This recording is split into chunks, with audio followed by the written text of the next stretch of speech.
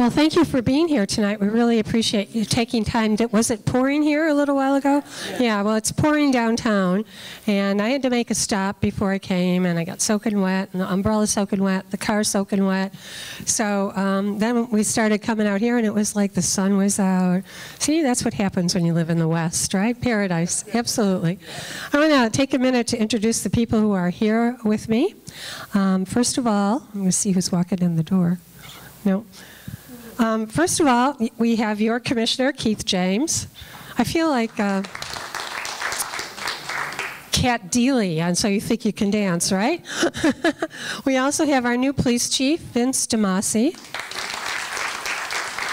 And Rick Green, who is our new planning manager, but probably less new than. And Elliot Cohen, who is our new director of communications. So I thought I'd invite some of the new people who are working in City Hall to introduce them to you and to have you get to know them and answer any questions. I've also invited Jeff Green, who is our new finance director. So we'll wait and see if he shows up. If not, I'll talk a little bit about the budget if he doesn't show up. I was really hoping that he would, but yeah, right, because I'm sure he could do a better job. Anyway, I know that you all have heard all kinds of rumors about digital domain. So I thought I would start by telling you a little bit about what the actual stuff is. Can't always believe everything you read, but let me tell you, when they came to the city, and this was about in 2010 when I was a commissioner, to present this project that would bring a digital animation studio and the Florida State University Film School to West Palm Beach. We thought it was a terrific idea. But let me tell you, we spent over a year vetting them. We had an entertainment attorney who was there, who checked out everything. We had finance specialists. We brought in the Chamber of Commerce. We had business people look at it. As I'm saying, over a year vetting it, and we really did an excellent job doing that. And the commission at that time, the mayor, decided to move forward. We established a agreement with them that had very specific benchmarks in it. And what was to happen was that certain intervals, if they met those benchmarks, then we'd give them money. So the first set of benchmarks was to get the Florida State University Film School here in West Palm Beach accredited, opened, and with students. They did that, and when that was accomplished, we gave them their first $2 million. We have not given them any more money than the $2 million. So you might have read that we gave them $20 million or $10 million or $12 million. We've given them $2 million. The land was part of the deal, and when we had the business deal to give them the land, there was a reverter clause built in it, and the reverter clause said, if you don't have plans or financing, and you're ready to go, by December of 2012, the land reverts back to us. So that's why we feel like we have a good claim on the land. Now, some people have said to us, why didn't you put the land in trust? Why didn't you do some other legal mechanism? No matter what we would have done, it would have still been subject to the bankruptcy. So even if it had been in trust, it would have still been subject to the bankruptcy. So, you know, right now we're appearing before the bankruptcy court. We've filed a petition with them saying, take the land out of this. We know there's a reverter clause. We know it'll ultimately come back to us, so don't even put it in the mix. And we're waiting to hear what the judge is going to say. We've been very quiet about that because if any of you are attorneys or judges here, you would advise your client to keep your mouth shut. And that's what we've been trying to do. So it's not because we're stonewalling the post or we're not being transparent or we don't want people to know. It's because we want to be in the best position to make sure that we get our land back. So, yes, sir. Which they were not supposed to do. You're right. They were not supposed to do that. They did not get our permission to do it. They did it against our will, but we didn't even know. It wasn't even against our will. They just did it. What they did was wrong, And that's why we're moving forward in court. It was the wrong thing to do on their part. Is FSU going to continue going forward with their plans? Yes, they are. Yes, they are. We expect them to stay in West Palm Beach, and we're going to there are lots of things in the works that we can't really talk about, but they will need a partner if they stay, and they're working hard on getting a partner. The dean of Florida State Film School is very well connected in the industry, and lots of people have been talking to him about partnering up. So we're going to see how it all plays out. I have been telling everybody I'm very optimistic about this because I think in the long run we might end up in a better place than if we had continued with digital domain. So maybe I'm overly optimistic, but I'm going to stay in my optimistic space. So that's sort of the update on digital domain. Let me tell you, well, why don't I turn it over to Chief Damasi, and he can talk to you a little bit, and you can ask questions of him as well. But we're all here to answer questions. Thank you, Mayor. Good evening, everyone. My name is Vince Damasi, new in town. I've been here about 24 years now. No, I'm sorry, it's about 24 weeks. No, it's been great. Been here since August. Really enjoying your city, and thank you all for welcoming me and my wife and my goofy dog to your great community. And thankfully he hasn't bit anybody yet. If you haven't seen, he's a little dachshund. He's a little bit disoriented. He's not used to Florida weather yet, but hopefully over time, we've had to send him back. Hopefully we'll get him back down here with us again here in the not too distant future. But we've really enjoyed it. If you've never traveled from Cincinnati to West Palm Beach, it's about 1,000 miles in a car. So the car was packed full of stuff. And I got this stupid dog who doesn't want to be in the car to begin with. And my wife saying, "Why'd you bring this dog?" And that's what I heard for the better part of a day and a half. So it was kind of an interesting trip down. But once we got down here, we were welcomed with open arms. The dog actually got a little bit used to being down here and out of the car, which was good. And we've been around a whole bunch of different communities. And this is really the first time I've been out on the west side. So I'm really happy to be here. It's a great community. I got a little bit of a tour before, and it looks like you guys really got everything well maintained out here, and you really don't need the police. So thanks, and we'll see you later. No, I'm teasing. Still kind of in the listening mode. Been traveling around talking with folks and listening to things. Some things that we've got planned in the police department in the short run. We're in a process right now trying to develop a strategic plan for the agency. And part of that will be out here in your community as well. We're going to ask for some help, trying to get some ideas about what's important to you, what are the things that you really want us to focus on, and to try to work and develop a better partnership with each of our neighborhoods. And rather than just have a kind of a cookie-cutter approach to dealing with crime and crime issues, we really want to try to tailor that specifically to the needs of the various communities that we serve. We're really working hard to change things a little bit within the agency. Right now, we're doing some things that are kind of you wouldn't see very much of. We're changing some policies and procedures, and we're looking at where people are at and how they're staffed and that kind of stuff, and how many calls for service and all that kind of good stuff that most people don't want to hear anything about. And in the meantime, we're also trying to be very responsive to crime issues and trying to be very proactive within the communities. We've caught a couple burglars, which I'm really proud of. You know, one of the things that I'm really grateful about is the community I came from was a pretty violent community, and this doesn't seem to be that way. Most of the people here know each other. Most of the people work with the police. Most of the people welcome the police in. We have a lot of cops organizations or community-oriented policing organizations within the city of West Palm Beach, which is good. We got a lot of patrols going on. We're tweaking the patrol methodology a little bit. I know they have an active program, a couple of active programs on the west side. One of the things that came to my attention is that there was some kind of a rule or This is the most active program. This is the most active? The most active? Oh. Well, then you probably know about this. There is a rule or something that says you can't patrol at night. Did you know that? Oh. Well, yeah, they said that the community programs can't work at night for some reason, and I said that's kind of silly. Yeah. Yeah. Yeah. Yeah. That's what. Well, anyway, we changed it. I thought I was going to have a big surprise for you, and I have no surprise. Well, yes.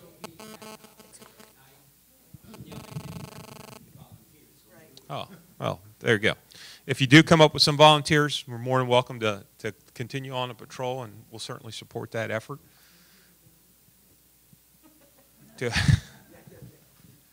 We're putting you to work. Are you going to work? Well, we'll hook you up. We'll take as many volunteers as we can get. But to the point that I was trying to make, those are extremely important programs. I think those are the programs that really help support the community, and to the extent that we can get our communities involved and really working with us and create that partnership, I think it'll go a long way. Yes, sir. Welcome, Chief. Thanks. I have a question. We're in a gated community, and we don't have an agreement for police to come into Baywinds. Can you tell us what services we can expect from our city police department and what services we don't get?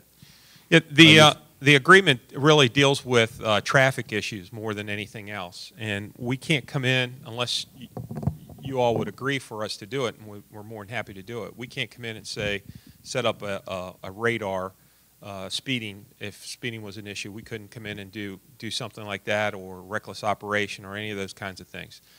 We can enforce parking in fire lanes. Obviously, we can do that. You have a full service from us for anything else. If there was any crime inside of the community itself, we could respond and investigate that fully. So you can't give a speeding ticket, a ticket for going through a stop sign? No. Any of that? No. Because we don't have an agreement. And that's Okay. correct. And now, if there was an auto crash and you Right. asked us You to have come an out and investigation. investigate it, we certainly have authority to investigate. And if we found somebody at fault in that kind of a scenario, we would be able to issue a summons in that kind of a scenario. Do you know if Baywinds gets regular patrols or only when there's an incident? No, my policy is that we circulate through the community. We have officers assigned out on the west side.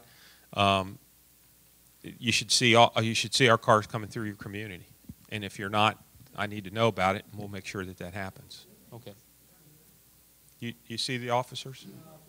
From time to time. So I don't know what brings them in. Is it regular routine patrol, or is there an incident? No, it's not necessarily an incident. They're certainly encouraged, and from my perspective, we want them in the community. We want them to get to know. I would like to get to the point, and one of the things that we're working on is trying to get to the point where we have one officer that is pretty much the senior kind of a person that runs that particular area and helps us develop our strategies and different deployment methodologies for all the other officers that follow along. Unfortunately, I can't keep one person in place for as long as I'd like to for a lot of different reasons. It's not a good thing to do, but we certainly are trying to kind of find those people. Your community officer is a great example. They do a great job of staying in the same communities and trying to work with the various members of that community. Yes, sir. Yes, thanks for coming today, Chief. I appreciate it, and thank you, Mayor. I have a question. I'm not sure if this is your area of expertise or not, but the bus stops. When I want to go to a bus stop out of Baywinds, I'm walking over 2 miles to get there, and I'm 36.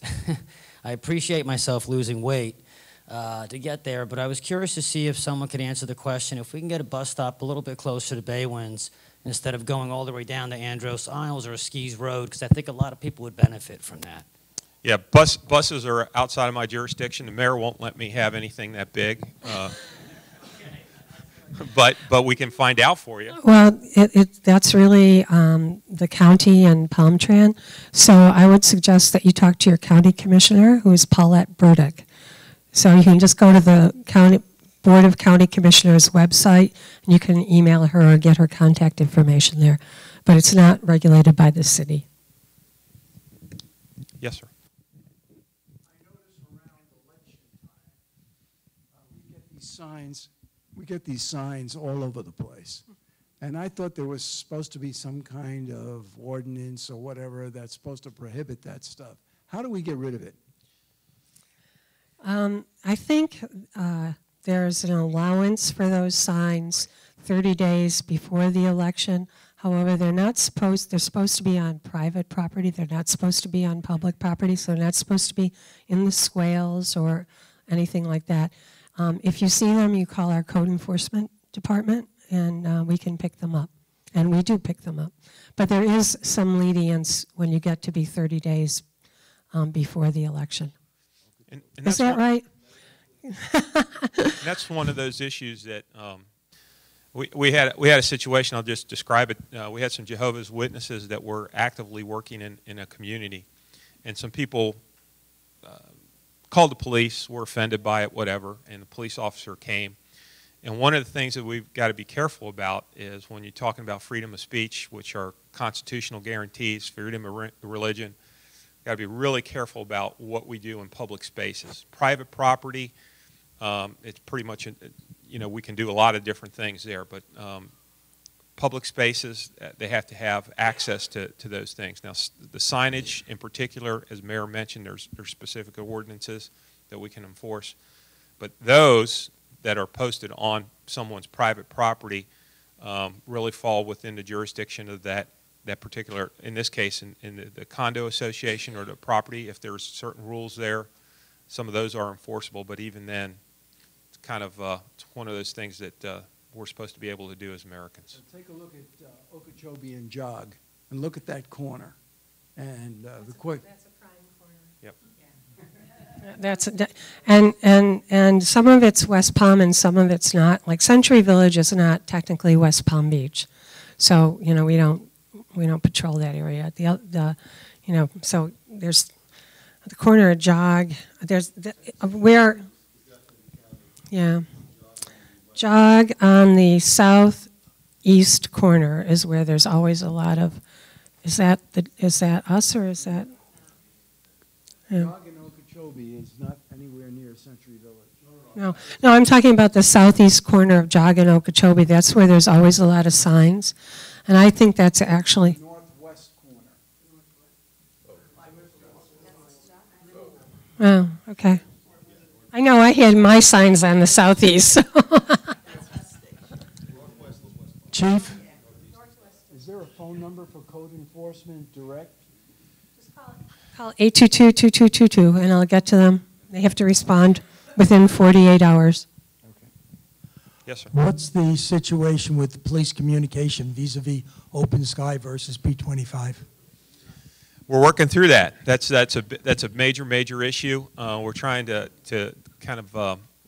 I know that the mayor's had a big interest in this area as well. We've got a lot of money invested in the system. Quite frankly, I mean, just to be perfectly blunt, one of the things that happens a lot is you have these mega companies, different, and they're all over the industry, that come in and say, we've got this product and it'll do A, B, and C. And most of us are cops, and if you tell us it'll do, this is what we need, and you tell us it'll do it, and then once you start getting involved in it, what you find out that it can't do A, B, and C. It can only do A, or maybe a little bit of B, and then if you want C, you got to pay a little bit more. So this whole technology piece is really, it's emerging in the police field. There's people out there that will sell you anything and tell you that it will solve every crime in the world, everything from tablets to radios to police cars to sirens. And so what we're having to do is do a lot more research than we ever have in the past. It slows some of these processes down.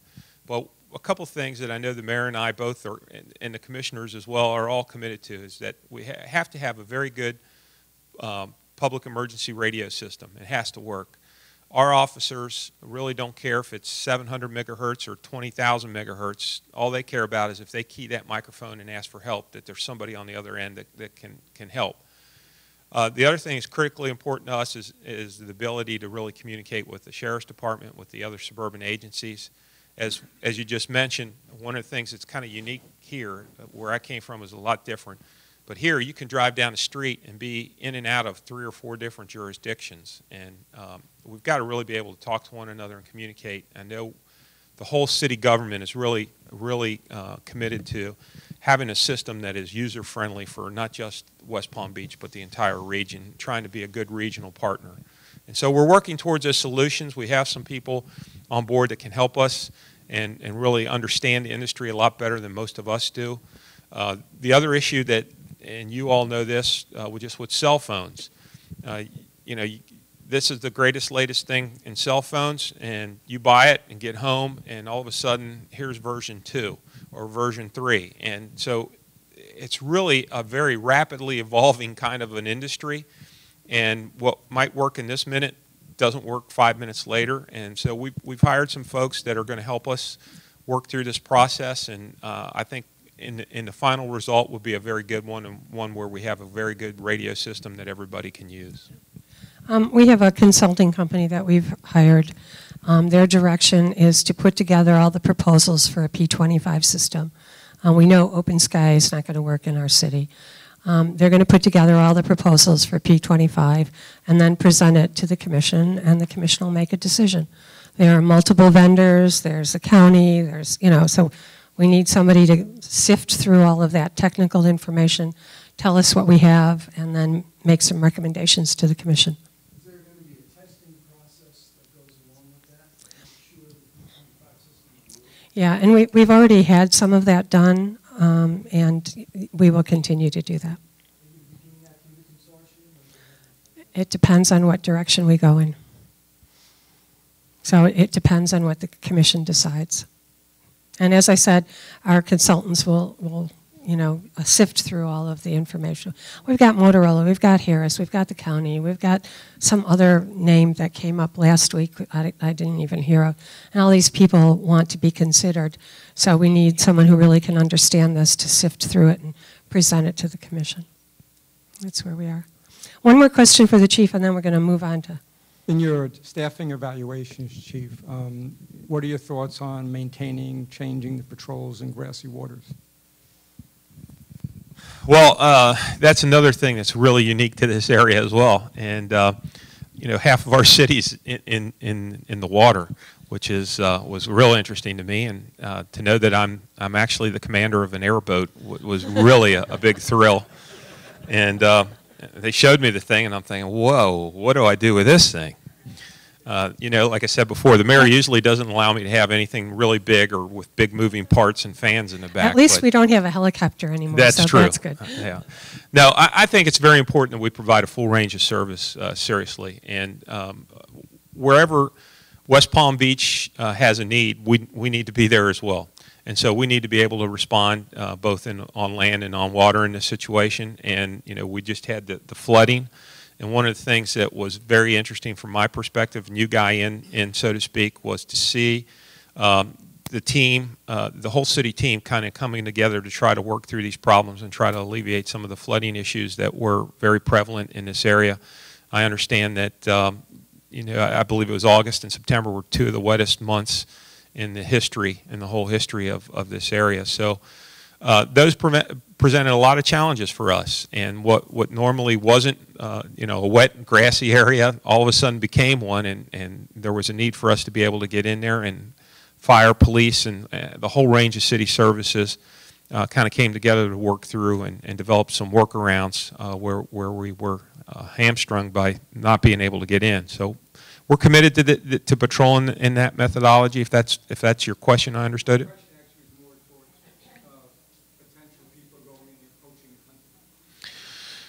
Yeah, discharging firearms is a big issue. You know, we're constantly looking at that. We have partnerships both with local agencies, but also with the Wildlife Association folks.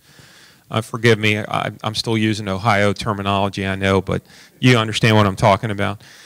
We're committed to doing that and being good partners. And if there's an illegal firearm being discharged, and we can take action against it, we certainly will. And, you know, I also know that there's legal permitting of that kind of stuff that goes on, and so we want to make sure that that's regulated as well. Okay? Thank you very much. It was a real pleasure being out here. We're not letting him go either, so, you know, we'll be here. I wanted to give Rick Green a few minutes of your time. Rick Green is our planning manager, and one of the things I wanted to tell you is that I'm feeling really bullish about West Palm Beach these days. We are getting a lot of interest in development and other kinds of happenings. We are on track to exceed our planning revenues this year, to exceed the planning revenues of 2006. And 2006 was a pretty good year. And we're also on track to exceed the permits.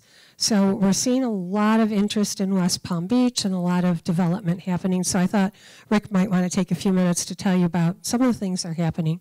I know you all heard about the mall, and I know we're all going to be frequent shoppers there, right? Yeah, here you go.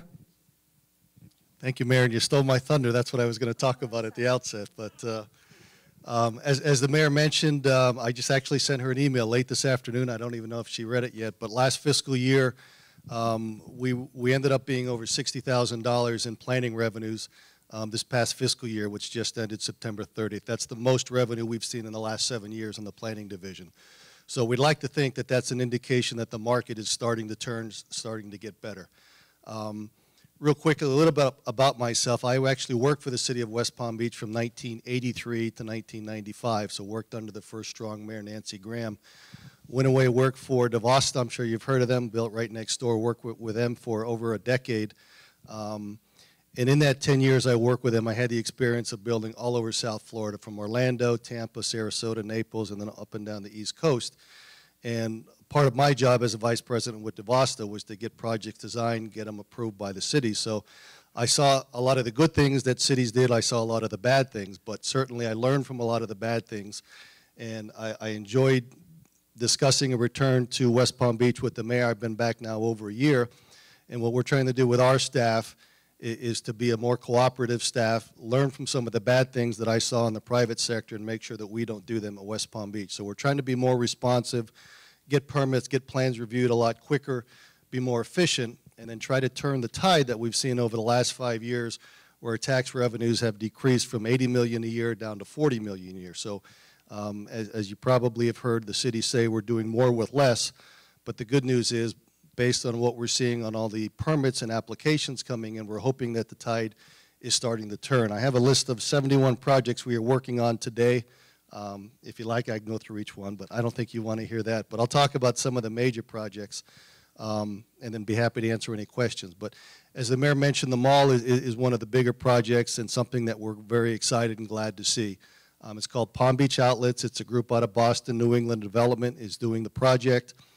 They are going to be, hopefully within the next 30 to 45 days, actually start demolition of the existing mall.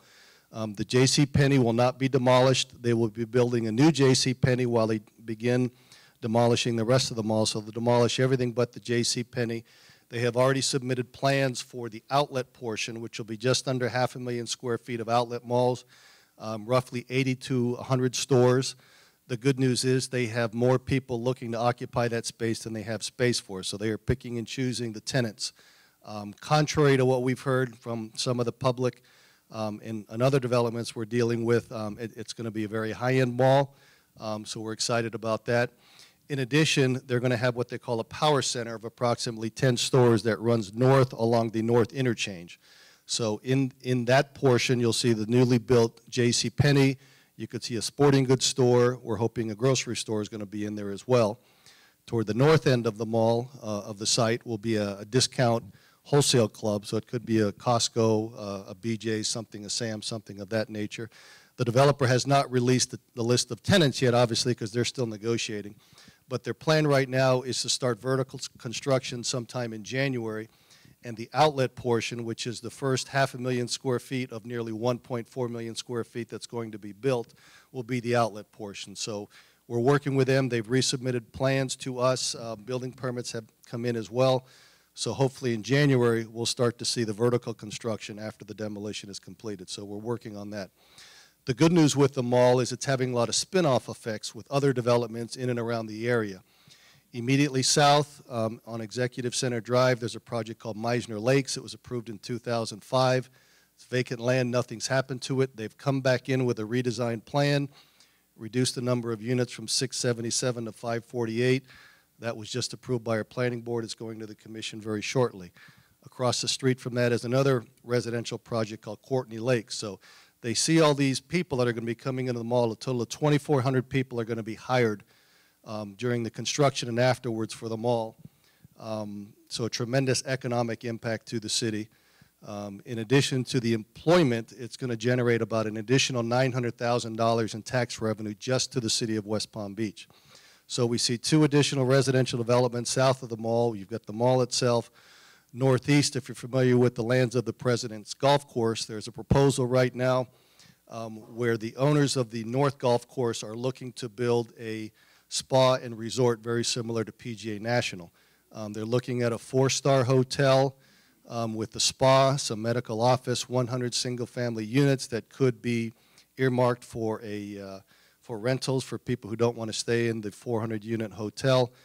So very ambitious plans, a lot of issues with the residents. We've spent the last 3 months, both staff and the developer, informing the residents, trying to get an idea of what all the issues are, and that should be going forward to our planning board in the near future. So we'll see if that happens. If not, there may be a scaled-down version, but again, I think that's all made possible as a result of what's happening at the mall.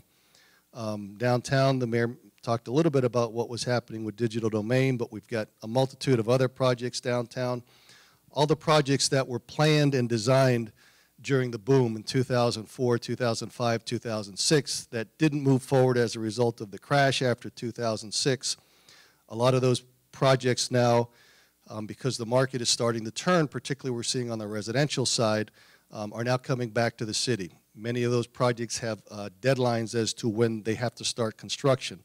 So in some cases, the new developers or the banks are looking at these deadlines and suggesting and thinking we've got to get something done. So they're tweaking the plans, coming back into us, but we're seeing a lot of activity. City Place is changing their mix. You may have read in the Sunday paper, the business section, a project called Revolutions, a 20-lane bowling alley / sports bar is coming in between the Macy's and the Publix. So they're going to be coming in. We've been speaking to them the last few months. But City Place is changing their approach, so to speak, and maybe doing a little less retail and more of an entertainment district, probably as a result of what's happening in the mall. So, I mean, I can go on and talk about all the different things we're doing, but we're very excited. We see a lot of new activity happening, and we look forward to trying to see if we can get our tax base back up. One of the things I wanted to add is we sent out an IT and an intent to negotiate on the old City Hall site. And we've gotten 4 really viable projects that have been submitted. We're going to review those. We have several committees set up to review them, and then we'll present them to the commission. But we're pretty excited that we've got 4 good submittals on that site. So hopefully that will be moving forward as well. We have a nice little project on South Dixie Highway, a townhouse project. How many townhouses, Rick? 46, and of the 46, there'll be 11 what they call live-work units right on South Dixie Highway.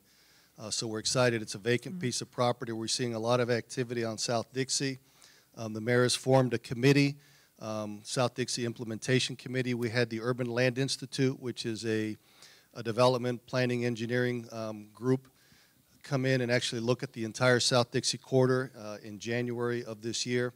We formed a 9-person committee consisting of residents and property owners and business owners, and we're meeting with them on a monthly basis to try to come up with plans to revitalize the whole corridor, and we're seeing a lot of activity. A new Dairy Queen just went in. We have a liquor store being renovated. We have this residential project, so, and we're getting a lot of interest from people coming in talking about different properties along the corridor. Can you tell us a little bit about the situation with the residential commercial property between Oakton Commons and Palm Beach Community Bank that has been languishing now for well over a year? Oakton Preserve. Oakton Preserve just came in for an amendment that was just approved 2 or 3 weeks ago. Oakton Commons. Oakton Commons. Well, they came in as well. So we had 2 different developments. Oakton Commons came in, and they are coming in and actually had approval about a month ago to break up some of the commercial space along Okeechobee Boulevard and do 4 smaller commercial buildings as opposed to 2 or 3 larger buildings. And I have a site plan here. I'll be happy to show it to you if you like. But the thought was that if they went with a smaller 2-story building with a smaller footprint, they might be able to sell the entire building as opposed to having a larger footprint, a larger building, and then trying to lease that to multiple tenants. So that went through our planning board and city commission and got approved. Oakton Preserve, another development within this corridor, came back in to do an attached 2-unit product to replace a larger 5, 6, 7-unit townhome. They lost 4 units at the end of the day, but they're going with smaller 2 units as opposed to larger townhomes. That just got approved by the City Commission as well.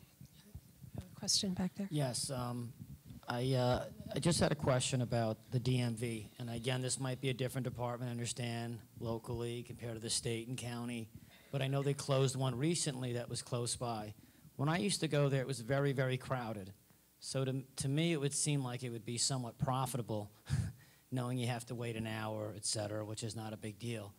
Is there any way that the city or the local government can perhaps try to reinstate that and get that building operating again? Because I think that would be convenient for not just for myself, but everybody here in the room that's local. The DMV is operated by the county tax collector, so she's the person that you have to talk to about that. We don't control those at all. We, the city. Ira? Yeah, you mentioned the formation of a committee. Are there any other committees that are around and volunteer positions that if somebody from Baywinds would like to serve the city that they could apply for, and if so, how? This is Ira's favorite question. Yes, Ira, there are. There are tons of committees. I think we have 27, something like that, boards and committees. If you're interested, you can go online, see what committees are available, put in an application, or you can contact Jack Frost. Yes, that's really his name, Jack Frost.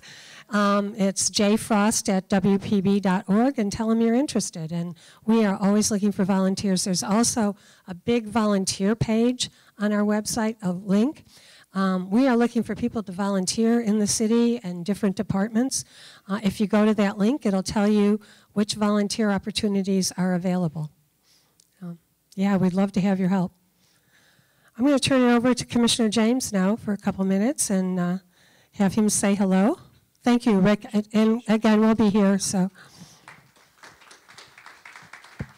Thank you, Mayor. I really didn't expect to get an opportunity to speak. This is your town hall, and I was probably learning as much as many of you are. You know, under the sunshine, we can't really talk to the mayor about a lot of stuff until it comes to us as a commission. I would, however, like to commend the mayor. Under her leadership, she has put together, I think, a high-quality team, and you're hearing some of the success stories that are coming out. She has really, I think, made West Palm Beach open for business, which I believe is her catchphrase. And we as commissioners, we're delighted with the progress that's being made, and certainly working with her hand in hand to continue that. As your District 4 Commissioner of the Western Communities, I try to make myself certainly available as issues come up. I meet with different members of the community periodically just to try to stay up to speed on the various issues, and we'll continue to do so.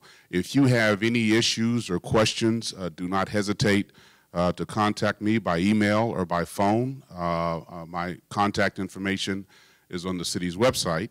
One issue that is certainly near and dear to my heart, and I know the mayor's, is continuing to oppose the extension of State Road 7. And I know the mayor was actually out in Grassy Water Preserves last Thursday, and she might want to share with you. I think she was with the regional director of EPA. Yes, and I think she might want to share that experience. So we're going to continue to fight that battle. I think that we have the facts on our side, and as the permitting process gets underway, I think that's where we will be shooting our big guns. Another issue is certainly the maintenance of the landscaping on Okeechobee between I-95 and further west. The city has put out an RFP to outsource that particular responsibility. 2 companies have been selected. We picked 2 because we also want to take care of North Lake, and also if one of those 2 companies fails to meet their obligations, we'll have a plan B immediately in effect.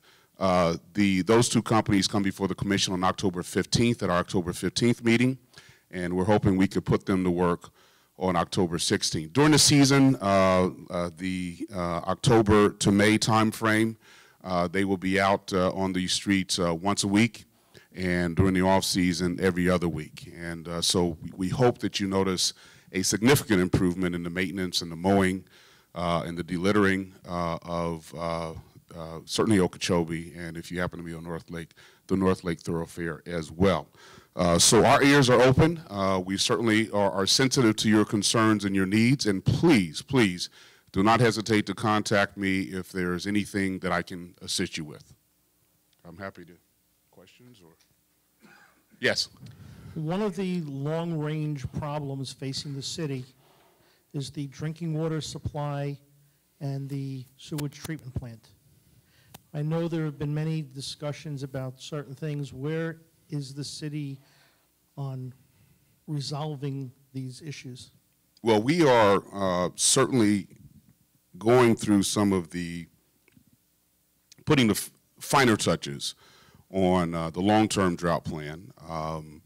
The mayor and staff have presented a plan to the commission that the commission is certainly looking at, and I think we're getting a consultant on board to advise us as to the best way to go. But we are certainly, that's a very timely question, because we don't want a repeat of some of the headlines that we were seeing last summer. You know, last summer was the driest, it was a 100-year drought, and this year we're getting more rain than ever. So it's unpredictable, obviously, when our water system relies upon superficial or surface water. And so we would like a little bit more predictability, if you will, in the supply. But we are certainly going through a discussion and putting the finer touches, finishing touches on a long-term water supply, and certainly working with the South Florida Water Management District. Yeah, we have established a really excellent working relationship with South Florida Water Management District. We have proposals before them and before the City Commission that, if are implemented, will protect us from the 1 in 100-year drought. We modeled everything on last year's drought, and that was like a 1 in 100 or 1 in 90. And if we put all of the pieces in place, then we would have been able, if we had all these pieces in place last year, we would have been in fine shape. Fortunately, we've had a lot of rain this year, and we're trying to store that water as much as we can. We're grabbing water that would otherwise go to tide and putting it into our canal, so that's additional water. And we're looking at some other options, wells, which would actually be very helpful to, I don't know if any of you are from Riverwalk in here, but to the Riverwalk Lakes. So we're looking at all of those options, and we have people helping us look at that, and the commission will be making a decision around that. Certainly one of my objectives as a commissioner for the Western District is to ensure that there is ample water for your lakes in the various communities. Certainly Riverwalk has suffered from some issues with the water being used up by the county and or the city, but we want to get a water supply that is affordable and sustainable so that those lakes can continue to be full. So that is certainly my priority as we look at this water issue. You may have seen some work being done, I'll be with you in a minute. You may have seen some work being done by the water plant, and that's something we call a divide structure. So with that in place, we'll be able to access more water in Clear Lake and bring it into our plant. It's sort of like where you put the hose. If you want to take the water out, you know, you have to put it down low so you can, anyway. It will definitely help. I don't have the particulars. Yes, sir, what can I do for you? The Commissioner mentioned the ongoing travail with State Road 7, and is it true that in conjunction with that we still have the possibility of a flyover on Okeechobee? Is that still a possibility? And I don't even know how to answer that. I haven't heard of it. A flyover over Okeechobee in front of Baywinds, crossing over State Road 7. I would have to find out more about that. I know that there was some conversation. I don't know how it ties into State Road 7 or the extent to which that's a reality. I'll find out for you. I'm a member of the MPO, and we just... Oh, you might know better than... Well, no, we just went over the, I think it was the 10-year plan. I did not see it on there. It doesn't mean that it's not further out on the agenda. Clearly, that's not something that we would be in favor of. And I'm not even sure the population projections would justify it. And they were talking about a flyover over Beeline, too, in North Lake. But those are like, you know, into the 20 and 30-year projections. And 30 years, yeah.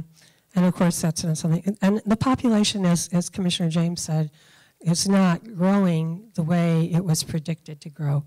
And that's one of the reasons we don't think we need State Road 7, and one of the reasons we don't need to have those flyovers.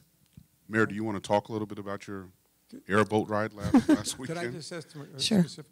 Commissioner, on the 10-year plan, what's the status of Roebuck Road? Roebuck Road wasn't on there either. It's no longer on the 10-year plan? It wasn't on the 10-year plan, so. It's on the 5-year plan?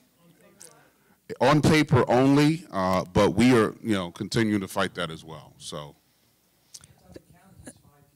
It's on the county's 5-year plan. It wasn't a priority for the MPO. It's not an MPO road. It's the county's road. It's on the county's 5-year plan, and they're leaving it there to use as a bargaining chip. Yeah. George? Commissioner, when we met on to discuss the drinking water supply, we spoke of desalinization to get away from relying on surface water. Anything going on with that? Well, that is a very expensive proposal, and I think that we'll be able to come up with a sustainable, affordable source of water without going the desalinization or the reverse osmosis route because of the expense involved with both of those. So I think those are off the table for now. I think we have some more viable alternatives that are available to us that won't be nearly as expensive. It's very energy intensive to desalinate, so it certainly would increase our carbon footprint, plus it's very costly, so it's not on our priority list at all. Yes, how long will we have the surcharges on our water bill? I looked at mine today, and it's 30% of my water bill is surcharges. Those charges were decided on a long time ago, and when we get to the point where we're able to have, to start looking at what we can do with the rates, we will do that. But there was a whole process built in because we have bonds, and we have to pay off the bonds, and it's been built in for a number of years. So depending on what happens with the need to have a new water plant, there's a lot of pieces that have to go into place. So hopefully soon. Hopefully soon. Now, I don't know if any of you were like me, but I got that sample water bill, the new water bill, and it said I owed $600, so I paid it. So the people in the water department called me and said, Mayor, do you know that you paid $600? I'm like, yeah, I couldn't figure out why you, but I just, so, don't do that if you get the sample bill. Okay, I wanted to take a couple minutes to tell you a little bit about the budget. Do you want to? Yeah, would you please? Let me keep one. Yeah, George. Can I ask you?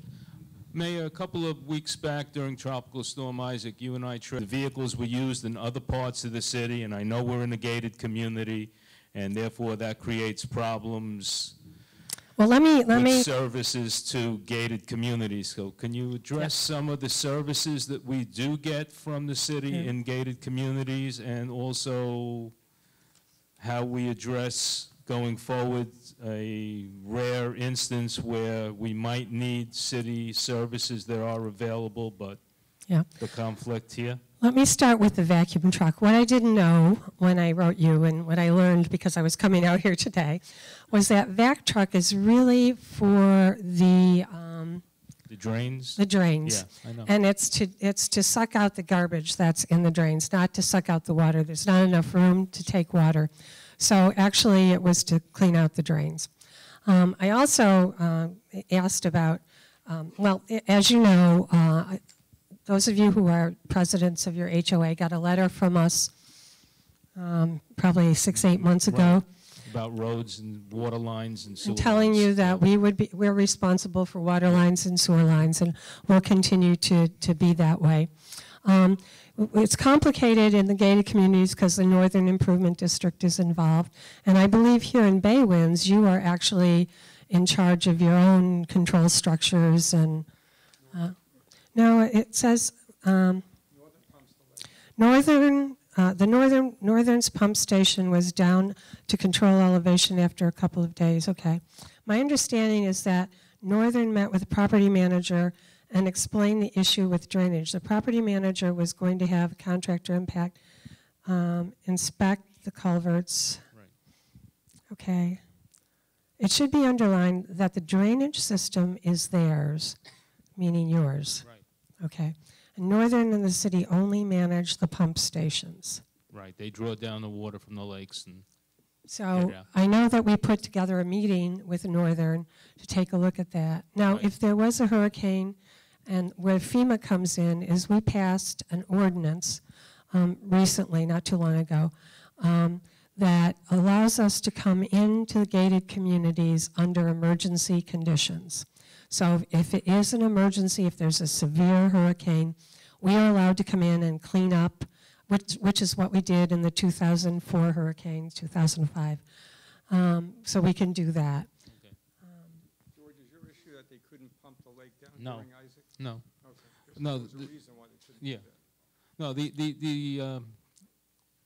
the impetus was on the news. They showed this That's the vehicle vac, yeah. that was vacuuming up water, standing water in the roadway, and I saw that, and then I emailed you, and then Yeah, and I didn't get guess it. they weren't actually vacuuming up water, they were clearing out drains. okay, So I'm sorry for the confusion on that. okay. Yeah. One of the things we handed out this year is this budget in brief book. I've been wanting to do something like this for the last several years as a commissioner and now as mayor. And one of the new members of our team is Jeff Green, who is our new finance director. And he was with us 2 days before we called on him to present to the city commission the budget. So he hit the ground running, and in addition to doing that, he was able to produce this booklet. So it's the first time we've been able to come out with this booklet. It really tells you everything you want to know about the city budget. Really tries to explain where we spend our money, where the revenues come from. Just a couple of things I wanted to highlight. When we started this budget year, we had hoped that our property values would remain steady, that they wouldn't go down any further, but we certainly didn't think they were going to go up. Well, in fact, they did go down. They went down 3%, which we had not expected and had hoped wouldn't happen. And going down 3%, we had to make up about $6 million from what we projected our budget to be and what we projected our revenues to be. Making up that $6 million was a bit of a challenge, but one of the ways we did it is we found about $2 million that was carryover from this budget year. And one of the things I want to say is I am so proud of the department directors because when I came in, our budget was overspent the year before. And this budget year I said, you have to stay in your budget. There will be we're not going to help you out if you spend more than you have. And you're just going to have, and they were very frugal, and we had $2 million to move over to this year, which helped us defray the $6 million piece. The other way we did it was that we put our millage rate to what is called the rollback rate, but really in this case is a roll-up rate. Now the rollback rate is the millage, the millage number that would allow you to bring in the same number of dollars you did the year before. So in the good times, that would be a rollback rate. But since our property values continue to decrease, it's a roll-up rate. So your millage rate will go up a little bit this year, but the actual number of dollars that you will be paying will probably be pretty much the same as last year. About 25% of us will pay more, but everybody else will pay at least what they paid last year or less, depending on the value of their home. So that, through doing that, we were able to make up another $2 million of the $6 million gap. And then lastly, we looked at some other projections that we could change to make up the other $2 million. One of the things that might be interesting to you, I'm going to have something to drink here.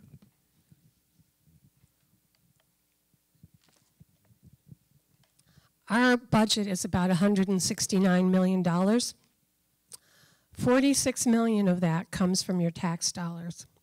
So only $46 million of that 169 actually comes from tax dollars. Our police budget is about $50 million.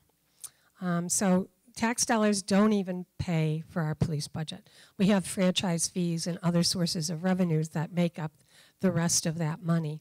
But the biggest portion of our budget expenditures is, of course, public safety, police, and fire. And you can see that in the pie charts here. So I welcome you to take a look at this, and if you have any questions, we'd be happy to try and answer them.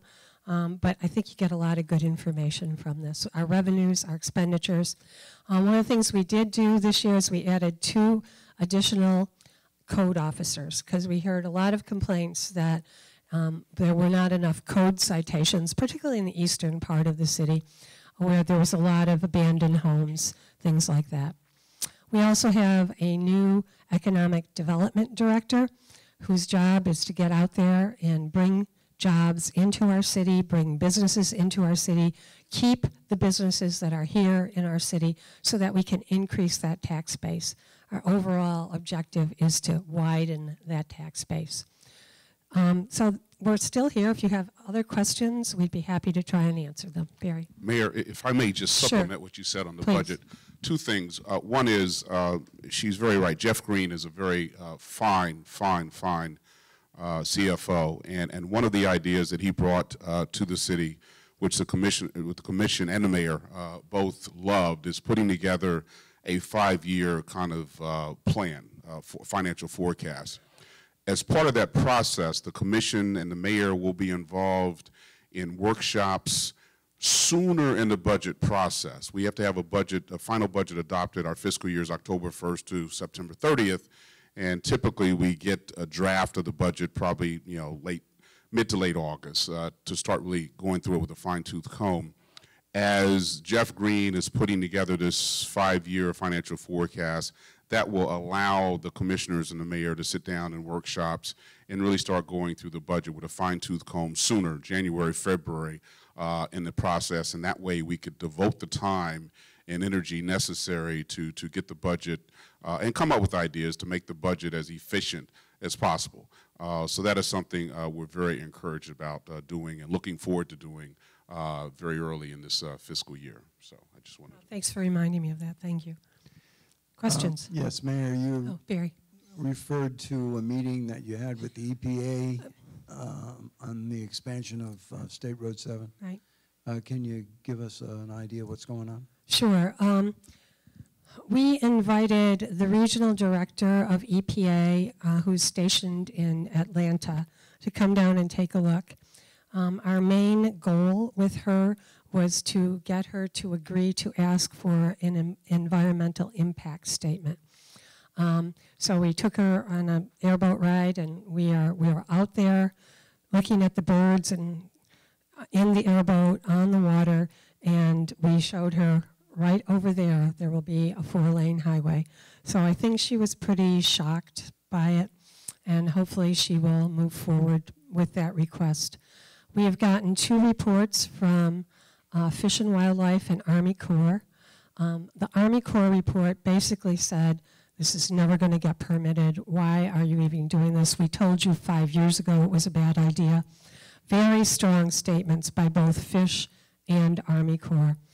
We have been pleading with the people in Washington saying, you are spending money to pursue a road that's never going to get permitted. It's time to stop spending the taxpayer money on this road. That's the appeal, and we have some broad support from Elsie Hastings to Alan West. And, they don't want us to be spending our money on that. And so we're working the political process. Fish and Wildlife has requested something called consultation. It's 2 words, something consultation, but what it means is you have to come in and explain better because this is not enough information for us. So we're really looking to Fish and Army Corps to help us. They've not been involved yet because it's still at that top level. We're still trying to stop it at the federal, regional, and state level. Now that you've spoken a little bit about the finances of the city, one of the items that appears on our tax bill is a millage rate for debt service.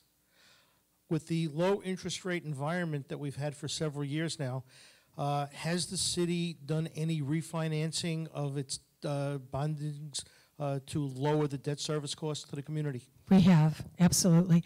As a matter of fact, last week I sat and spent a half an hour signing all of those refinancing papers. So we've gotten some good numbers from our bond people, and we have refinanced.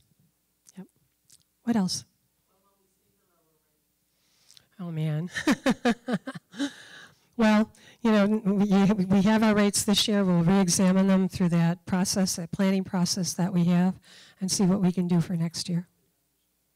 Yeah, we need our property values to go up, yeah, it's still part of all of that. Yeah. Ira, do you want to talk about?